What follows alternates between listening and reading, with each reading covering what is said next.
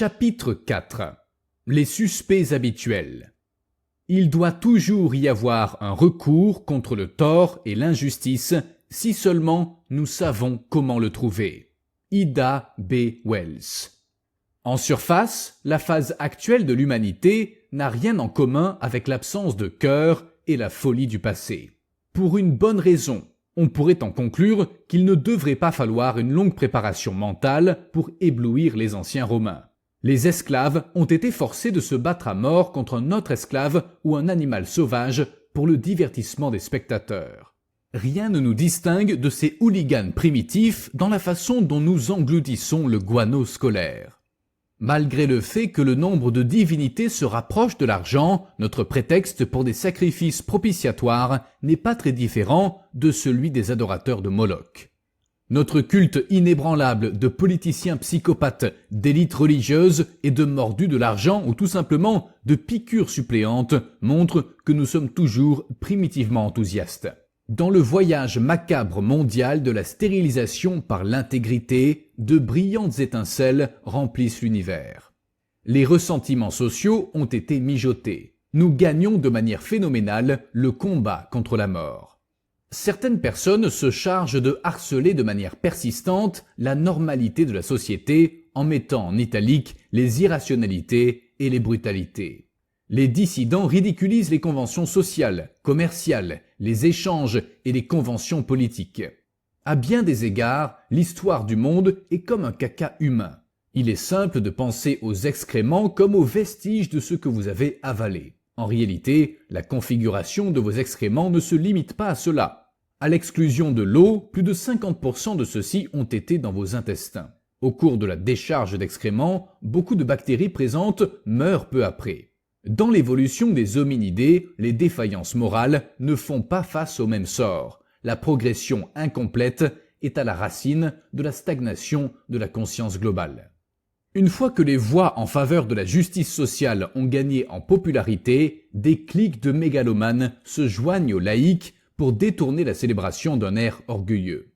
Par défi, les dialecticiens atténuent l'impact de la mutinerie sur l'analyse et la sensibilité du grand public. Les agents de crédit reprochent aux avertissements éclairés d'être infondés et démagogiques. Ce sont des individus et des groupes qui bénéficient grandement des arrangements sociaux et politiques qui envahissent la puanteur de la misère. La légion des pantalons fait tournoyer des mots enchanteurs et embrouille les âmes paresseuses non approuvées du nouveau changement de paradigme. Ainsi, pour ne pas être en reste, les Goliaths borgnes donnent l'impression d'être pertinents, plus soucieux des éléments littéraires corrects que de ce qui est dit. Pendant ce temps, les archéologues consacrent beaucoup de temps et d'énergie à la recherche des celles humaines les plus anciennes.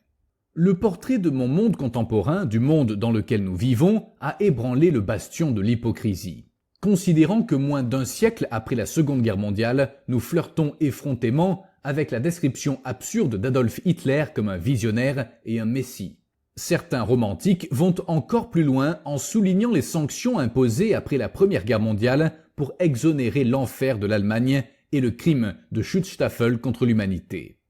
Pour couronner ces insolences, les Allemands de cette époque se moquent de la même fable en tant qu'adolescents qui ont innocemment embrassé et jubilé deux pierres angulaires de tout sens national d'exception, la race principale et son habitat. La crédulité implicite est incompatible avec le sentiment soutenu du perfectionnisme racial par les Allemands.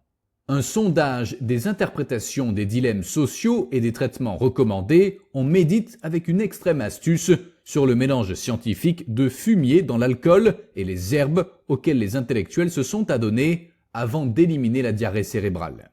Les étoiles sont les moins comprises et possèdent le meilleur arsenal d'anciens sermons. Le mysticisme et la sottise ont été trop utilisés pour combler les gouffres de l'apathie. Les maximes théologiques sont les instruments les plus séduisants pour prolonger la lassitude publique et des behémoths enthousiastes, modus operandi habituel dans l'assujettissement des masses. Les disputes théoriques ésotériques étendues et élargies et l'hébétude des esprits universels continuent de briser les aspirations sociales. Dans une tentative sincère de clore ce segment sur une bonne note, nous devrions nous féliciter de la création continue d'un sentiment de sûreté. Cela renforce l'attitude apathique du public. L'avalanche d'agressions sur le bon sens désintègre l'appréciation et l'encouragement du public aux insurgés. La tactique contient avec succès notre envie de pétition pour des changements sociaux et politiques. L'enquête sur l'idiotie pure, comme l'eugénisme du passé, nous dit une chose: le prix des mutineries des mœurs sociales dépasse de loin le coût pour notre conscience collective. Je ne fais pas confiance au lent processus mental pour démêler mon humour morbide. À certains égards, l'effort visant à éliminer la dureté humaine est stupide.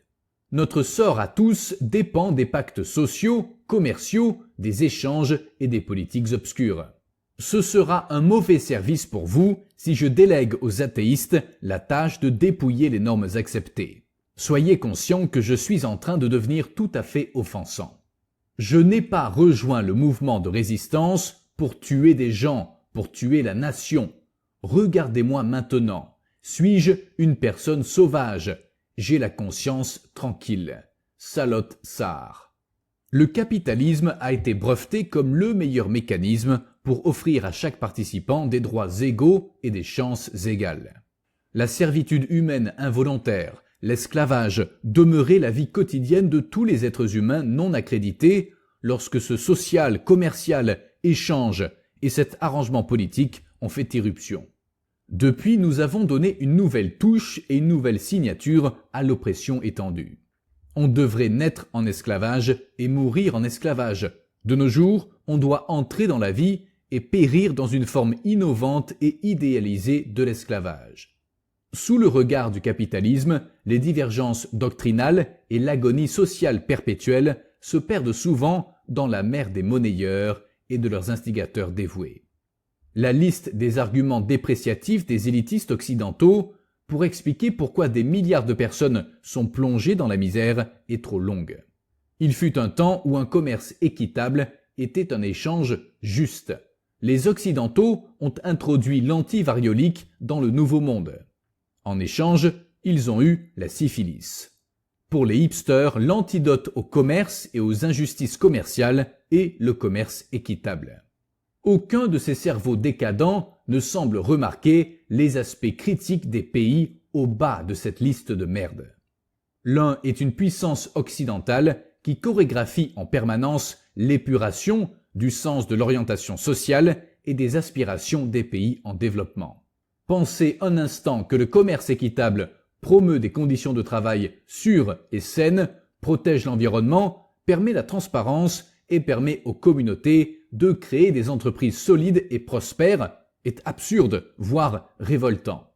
Le seul exploit amusant de la croisade du commerce équitable est la tradition des bimbos dans des parties du monde oubliées et abandonnées. L'ingérence généralisée des gouvernements occidentaux cimente le commerce mondial et le statu quo commercial dans les affaires des nations faibles. Le commerce équitable est juste un autre gadget nauséabond classique pour garantir l'impérium du capitalisme, ou plus simplement, une technique shimewaza sociale, commerciale, d'échange et politique. Le trafic en commerce loyal est minime par rapport à une autre grande légende, le lien de causalité entre la réduction des coûts et les prix. Les coûts de production doivent être réduits à néant pour que les individus puissent subvenir à leurs besoins au détriment des autres. Il y a quelque chose qui cloche avec la marque dans l'acceptation universelle de cette bosse de sorcière dans cet emblème du commerce et des échanges. Cette illusion sanctionnée par les acheteurs et l'engagement de la langue liée à la pauvreté élimine commodément tout remords tout en magnétisant la pile de déchets que nous produisons. Tous les systèmes de réduction des coûts entraînent une augmentation des excédents et une diminution de la qualité. Les systèmes de réduction des dépenses enrichissent les riches et trompent les pauvres. Il est grand temps de reconnaître que cette obsession de réduction des coûts gâte l'écosystème et le goût humain. De temps en temps, le bilan des catastrophes du capitalisme nous empêche de dormir la nuit. Les suicides mélodramatiques et sporadiques dans les unités industrielles chinoises cachent l'épidémie de karoshi au Japon. Les gens travaillent littéralement jusqu'à la mort. qu'ont en commun les tragédies innommables de l'usine Tazreen Fashions du XXIe siècle au Bangladesh et l'usine Triangle Shirtwaist du XXe siècle aux États-Unis. Les portes des cages d'escalier et des issues avaient été scellées afin d'empêcher les travailleurs de faire des pauses et de commettre des vols non autorisés. Les arguments de réduction des coûts et de risque moral liés au commerce équitable ont une odeur de chair piquante et savoureuse. Les problèmes moraux de l'imbroglio sont alourdis par les experts prévaricateurs. Considérant d'autres coûts humains exorbitants, ni les complots d'escrocs ni les scènes d'usines mélodramatiques ne sont les points de concurrence des travestissements du capitalisme. Le poison du capitalisme est issu de la cupidité primitive des troupes, de l'appétit de grandeur des régimes et de la voracité chic des vautours. La mort a pondu ses œufs dans la plaie. Federico de Sagrado Corazon de Jesus Garcia Lorca. Les artifices de la prospérité sont parsemés de banderoles qui attribuent le marché libre à tout. Ces illusions d'abondance globale ont fini par légitimer l'obsolescence programmée. Dès que les concepts rénovés disparaissent et que le monde est confronté à un commerce et à des effondrements commerciaux récurrents, les investisseurs amènent le cirque en ville. Chacun reçoit une douzaine de laissez-passer gratuits pour regarder les maladroits blémiès, dépensiers dévots, bloqués contre des monopodes maniaques et des cliques d'austérité. Ces spectacles sinistres de lutte dissolvent avec succès toute tentative de dialogue sincère sur le partage des surplus dans une rhétorique prétentieuse. De temps en temps, le code d'austérité de Hammurabi et les combats dans les zones de mouillage échappent à tout contrôle dans une série de rendez-vous macabres avec la mort. Le temps où les cerveaux des mesures d'austérité et les protagonistes des dépenses étaient physiquement écrasés était révolu. Plus que le sentiment que nous sommes notoirement blasés par les tragédies, lorsque nous les regardons de loin, notre prédilection pour la célébration jour et nuit des années folles concoctées a atténué les affrontements diaboliques. Les refrains d'austérité et les dépenses singées sont des écrans pour la protection des intérêts des financiers. Divers ordres académiques de chevalerie ont peaufiné des amas de preuves hallucinatoires en décomposition pour faire étalage de leur amoralité et susciter de l'argent. Tous ces desperados divers et très divergents commencent leur ratiocination sur le même principe décent. Les gens ont des dons différents. D'après l'argument libéral, ils formulent un discours moralisateur hideux qui implique que les agents de la finance sont des battants et exploitent leurs talents innés. Les affirmations de seulement quelques élus dignes de loin, au-delà de toute compensation de l'imagination, ajoutent le zeste à la manipulation de masse. Un nombre infime de surhommes, à savoir des monnayeurs, associés frugalité divine et prédisposition chromosomique pour faire le sacrifice nécessaire pour accumuler une richesse stupéfiante. Puis il y a le reste, les mortels ordinaires qui ne possèdent pas les caractéristiques mentionnées. Les autres humains ont une imperfection morale inhérente qui leur permet de se livrer à des débauches et de faire des virées pour des achats qui les enchaînent jusqu'à la perpétuelle agonie. Ils ont légitimement droit à une infime partie du surplus généré par toute entreprise.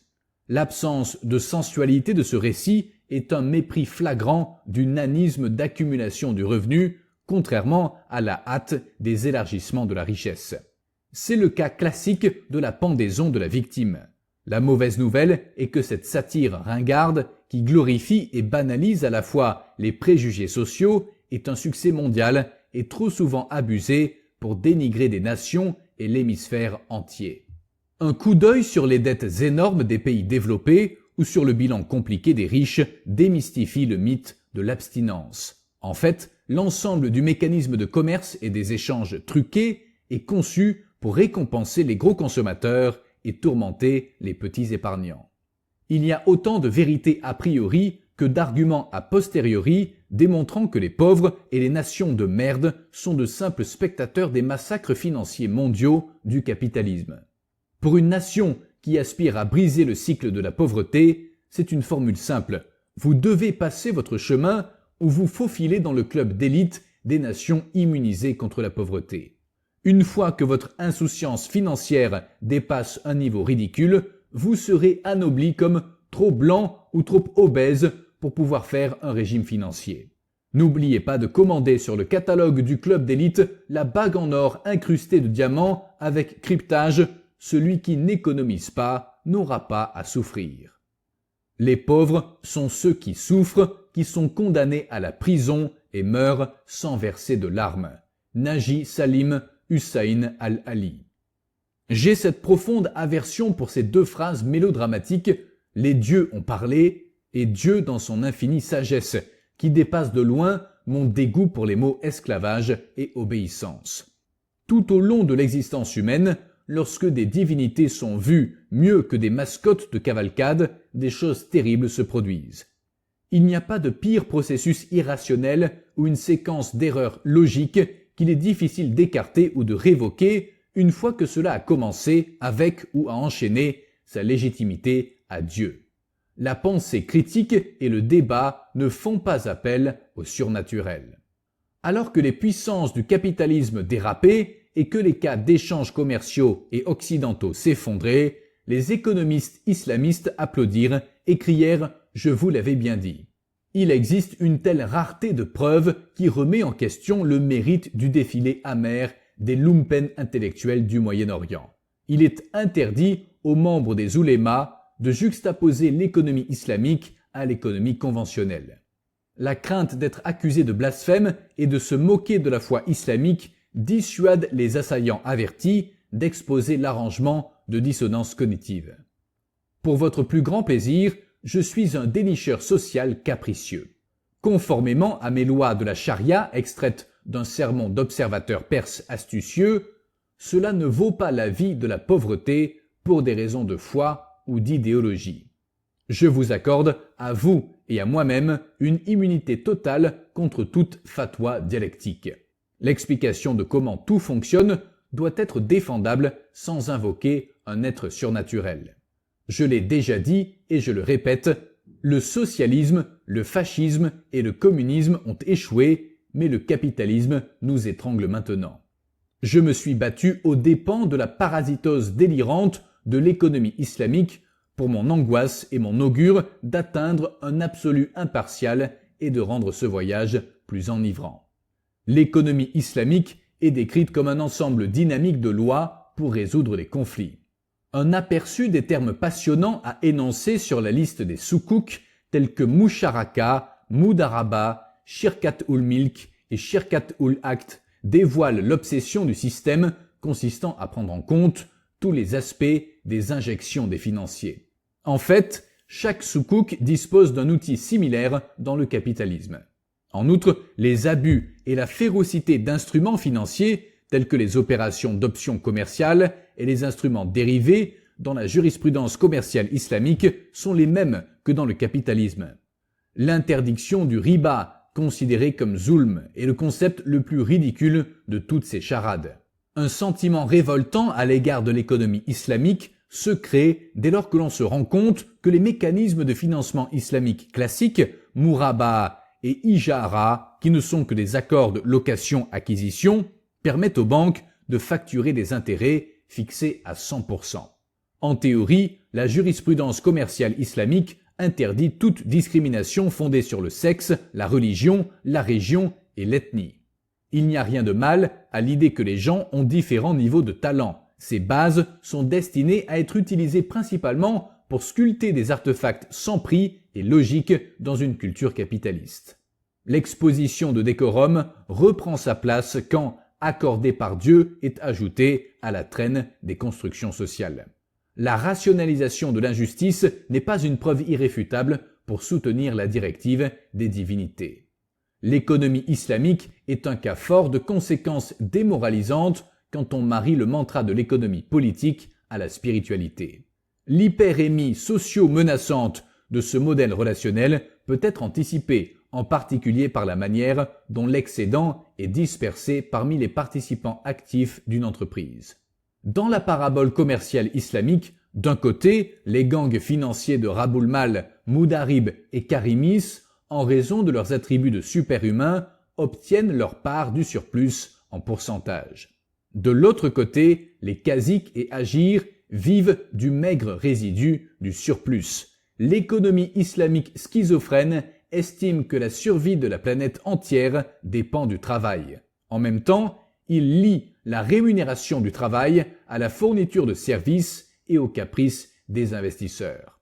Les différentes analyses jettent Essir, travailleur privé, et Essir Imu sur Terek, travailleur ordinaire, dans la classe ouvrière.